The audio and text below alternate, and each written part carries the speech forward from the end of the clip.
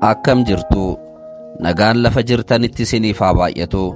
Sagantaa keenya har'aatiin yuunivarsiitiiwwan gurguddoo Taayilaand keessaa barumsa isaa addaan kutuudhaan gara baadiyyaa galee jireenya isaa kan itti fufe, yeroo ammaa sooressa guddaa ta'uudhaan haala jireenya isaa addunyaatti dubbachuudhaan jireenyi baadiyyaa jireenya magaalaarraa fooyya'aa ta'uusaa agarsiisaa kan jiru waa'ee qotee bulaa dinqisiisoo biyya Taayilaand qabadhee isiniif dhiyaadheera.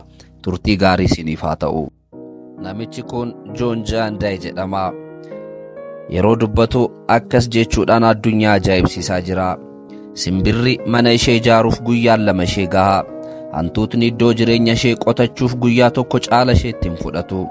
Sammuu qaroomaa dandeettii addaa qaba kan jedhu dhalli namaa garuu waggaa 30 hojjetee iddoo cinaacha isaatti boqochiisu argachuuf baay'ee rakkata. Jireenya akkana ta'uu hin qabu ture. Ilmi namaa jaarraa kana keessatti wantoota bu'uura ta'an nyaata, uffata, mana jireenyaa fi qoricha argachuuf rakkachuu hin qabu ture. Qaroominni wantoota kana namootaaf haala salphaan dhiyeessuu hin dandeenye qaroomina jechuun akkamitti danda'ama? Qaroominni wantoota nu barbaachisan gatii isaa qaaleessuu fi akka salphaatti akka hin argamne taasisu maal nuuf godha? Akka yaada kootti dhalli namaa erga uumamee jalqabee qaroominni duubatti hafaa bara itti fakkaate bara kana natti fakkaata. Addunyaa keenya irratti yuunivarsiitiin baay'een banamee barri itti ilaalame bara kana. Namoonni baay'eenis gara yuunivarsiitii galanii kan eebbifaman baruma kanadha. Haa ta'u malee bara addunyaan hin qaroomne jedhamee fi wantoonni bu'uura dhala namaa akka salphaatti argaman wantoota dabalataa kan ta'anis baruma kanadha.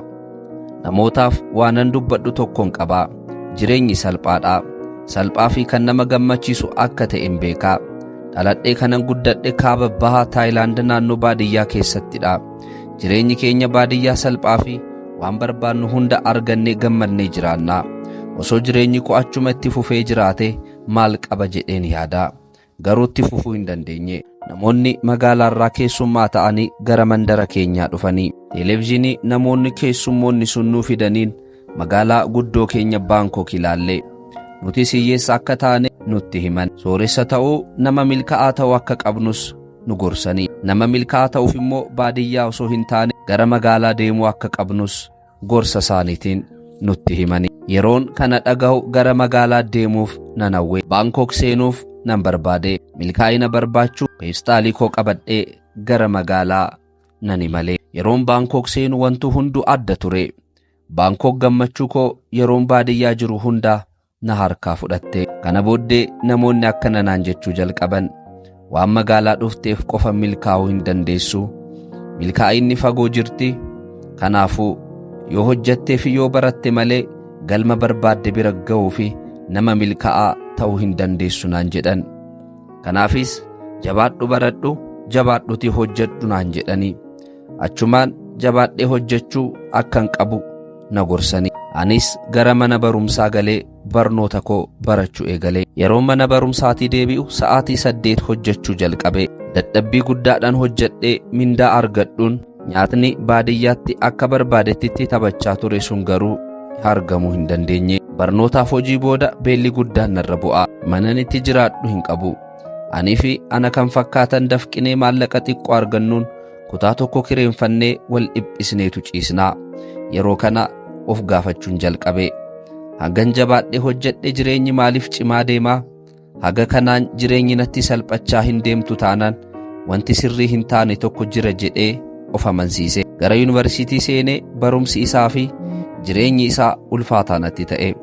Barnoota yuunivarsiitii koorsiiwwan faakaalitii adda addaa ilaaluuf yaaleera. Haa ta'u malee barumsa nama ijaaruu fi dhala namaaf fayyadu tokkollee hin arganne. Arkiteekchar yookiin injiinaringii osoo barattanii uumama balleessitanii konkiriitii ijaartu. Osoo qotiisa barattanii lafaa fi bishaan uumamaan biqilchu akkamitti keemikaalaan akka faaltan isin barsiisu. Wanti naaf gale tokko haguma barachaa deemte jireenyi lafa kanaa ulfaachaa deemti. Maaliifan as dhufe? Yaada guddaa tokko yaaduun jalqabe. Yeroon baadiyyaa jiru guyyaatti sa'aatii 2, waggaatti ji'a 2 qofan hojjedha ture. Ji'a tokko ruuzii facaasuu, yeroo inni gahu immoo haamuu fi galchuu jiini tokko gahaadha. Ji'aa fi gammachuun dabarsinaa. Osoo Taayilaand dhuftanii feestivaalii guguddaa ji'aan ni qabna. Sababni isaas nyaatni yoo jiraate, yeroon gahaa yoo jiraate, hojiin keenya bashannanuu qofa ta'a. Uumama gammachiisu waliin yeroo baay'ee dabarsinaa. Namni yeroo ofii isaa waliin ta'u, ofii isaa hubachuu jalqabu, namni ofii hubate immoo maal akka isa barbaachisu hubachuu ni danda'a. Baadiyyaan haala kanammoo akka salphaatti siif laachuu dandeessi. Lafa barbaaddee deemtee iddoo qarqara bishaanii, tulluuwwanii fi bosona gidduu gaafa teessu of dhaggeeffachuu dandeessa.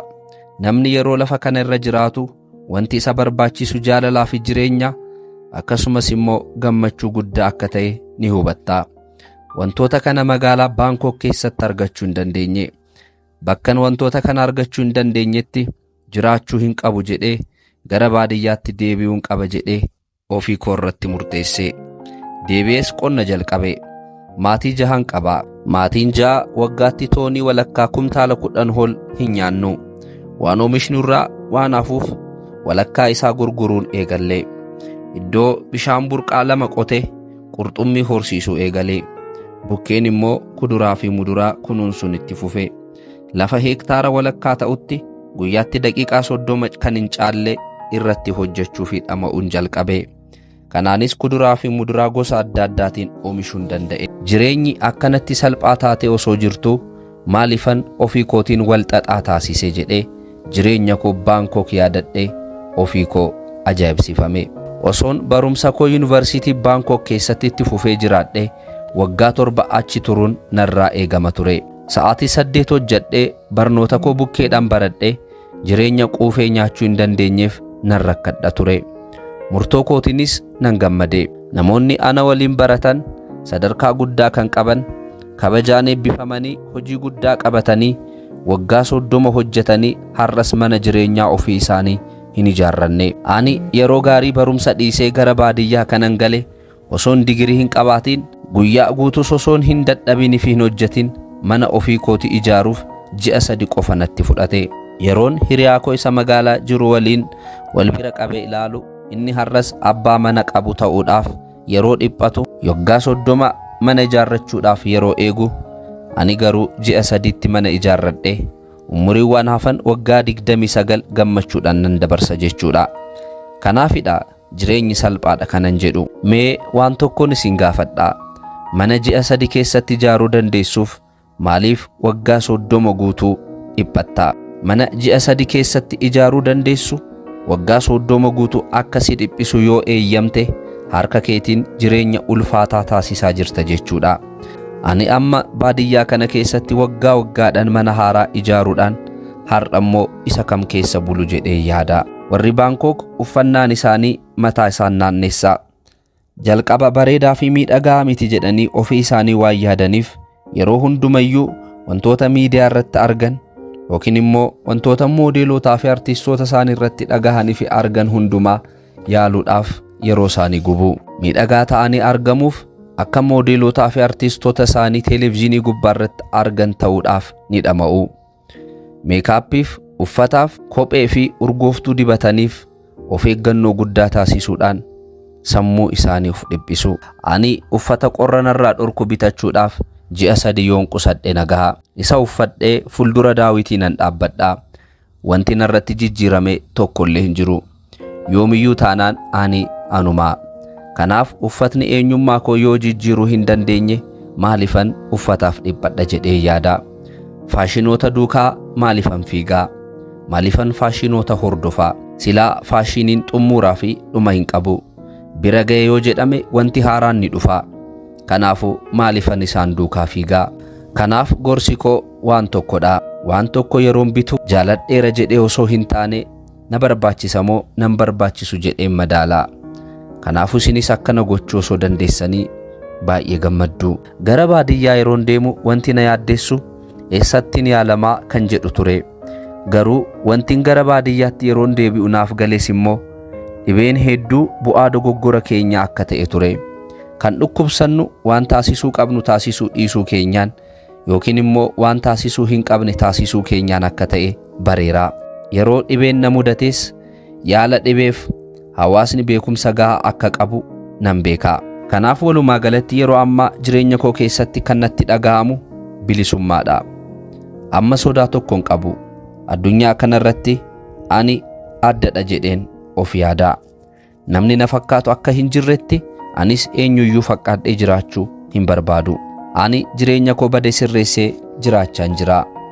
Yuunivarsiitii irraa barumsa adda kutuu koon gara baadiyyaatti seenuu koon akka gowwummaatti kan ilaalan ni jiru. Garuu amma anu nama sooressaa fi wanti baay'een kan narraa hafe gammachuu fi nagaan tasgabbii fi boqonnaan kan natti dhaga'amudha. Egaa maal gochuun danda'a? Ani namadha. Sammuu koo malee kan namaa jijjiiruu hin danda'u. Galatoomaa. Mee seenaa kanarraa maal barattanii? Dhugumatti jireenya magaalaa dhiiftanii gara baadiyyaatti deebi'uudhaaf sammuun keessan isiniif ajajamaa? Milkaa'inni fi jijjiiramni guddaan magaalaa jira jettanii gara magaalaatti warri galtan akka namicha kanaa murtoo guddaadhaan gara baadiyyaatti deebi'uu ni dandeessu? Yaada keessan koomentiidhaan nuuf ka'a. Seenaawwan dinqisiisoo fi ajaa'ibsiisoo kana fakkaatan argachuudhaaf miidiyaa keenya subscribe taasisuudhaan maatii haa taanu. Galatoomaa.